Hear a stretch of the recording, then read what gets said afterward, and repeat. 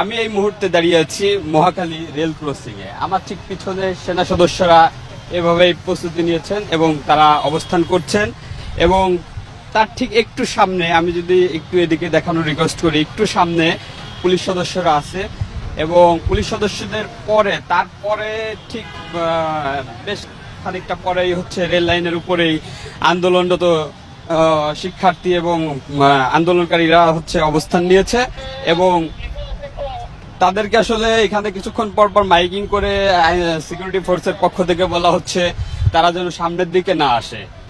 একটা শান্তিপূর্ণ সহ অবস্থানের কথা বলা হচ্ছে এবং শান্তিপূর্ণভাবে যদি তারা এখানে অবস্থান করে তাহলে কোনো ধরনের কোনো সমস্যা হবে না বলে মাইকিং করে জানানো হচ্ছে। কিন্তু যদি এই স্টুডেন্টরা সামনের দিকে আসতে চায়, আরো সামনের দিকে চলে আসে, তাহলে হয়তো তাদের